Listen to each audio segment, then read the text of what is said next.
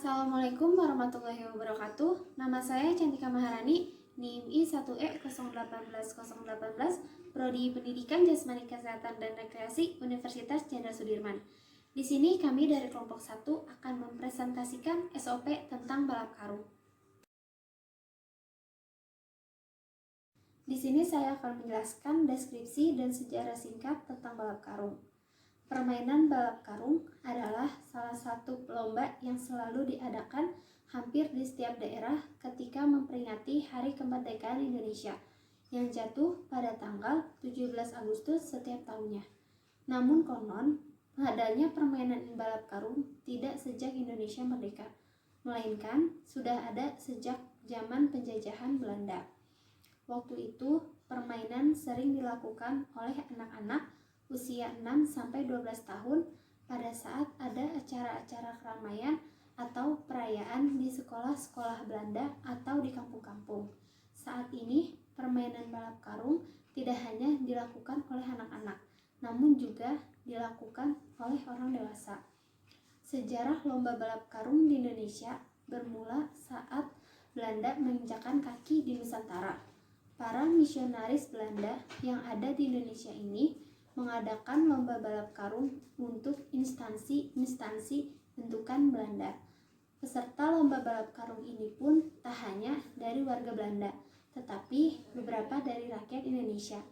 Keseruan dan semangat yang ditunjukkan setiap peserta lomba balap karung ini pun sukses membuat rakyat Indonesia tertarik mengikutinya. Hingga rakyat Indonesia pun ramai-ramai mengikuti perlombaan ini. Bahkan saat Jepang menjajah Indonesia, lomba balap karung masih tetap diadakan.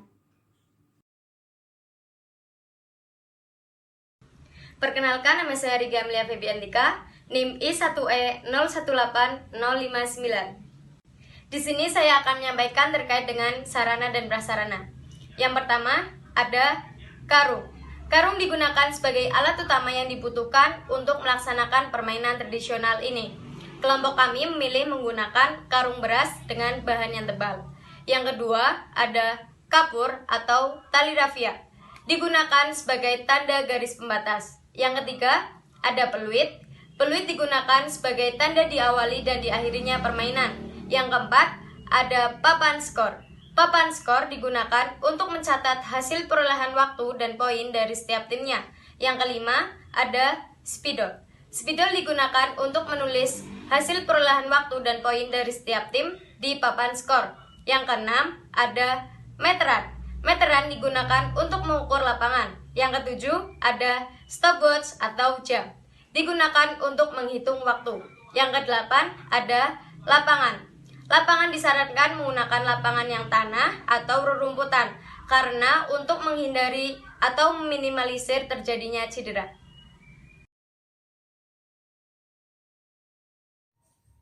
Perkenalkan, nama saya Anang Kusuma, NIM I1E018019. Selanjutnya adalah juknis pelaksanaan dari variasi permainan balap karung. Yang pertama, setiap tim menyiapkan 8 pemain. Yang kedua, dari 8 pemain tersebut dibagi sama banyak, yaitu 4 pemain di setiap ujung lintasan. Di sini saya menyimbolkan pemain dengan bentuk segitiga. Kemudian yang ketiga, para pemain baris berbanjar ke belakang.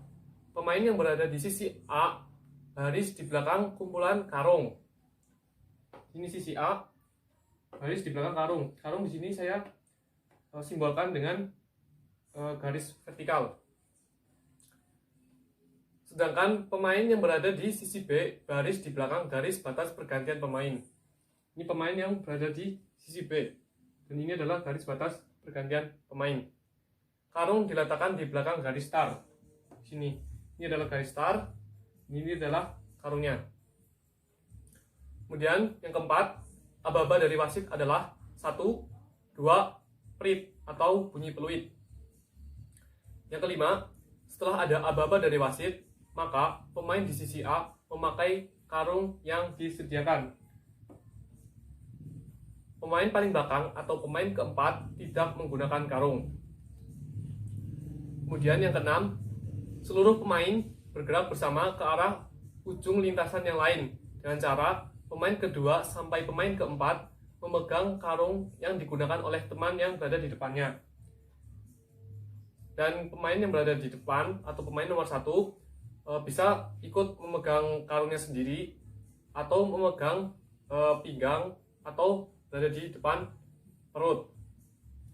Kemudian yang ketujuh, pergantian pemain di ujung lintasan diperbolehkan ketika pemain paling belakang sudah melewati garis akhir. Jika pemain terakhir belum melewati garis batas pergantian pemain, maka tim akan didiskualifikasi. Jadi ini adalah garis batas pergantian pemain atau garis akhir lintasan dari pemain yang berasal dari sisi A.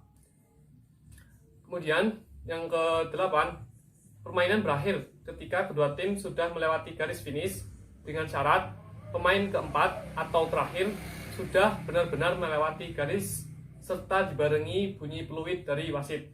Jadi ketika pemain dari sisi B sudah melewati garis finish, maka permainan baru dapat dihentikan.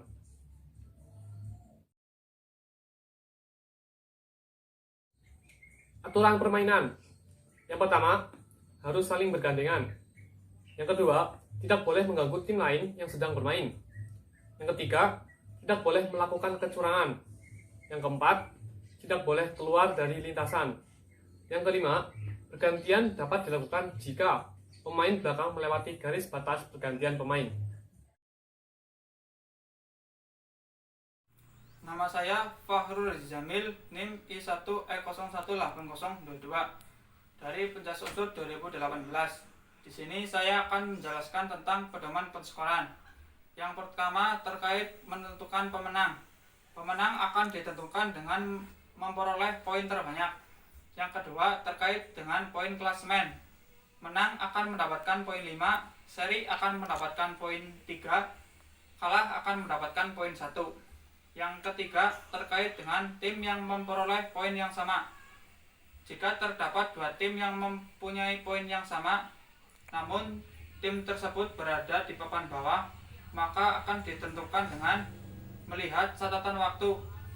Di antara dua tim tersebut, yang memiliki catatan waktu tercepat adalah pemenangnya. Jika catatan waktu kedua tim tersebut sama, maka akan diadakan pertandingan ulang dengan syarat pemain yang belum pernah bermain wajib ikut bermain dalam pertandingan tersebut. Jika tim tersebut seluruh anggota pemainnya sudah melakukan permainan, maka tim tersebut bebas menentukan susunan pemainnya. Jika terdapat dua tim yang memiliki poin yang sama namun berada di papan atas klasemen, maka tidak diadakannya pertandingan ulang dan ice breaking mutlak diberikan kepada tim yang mempunyai poin terkecil.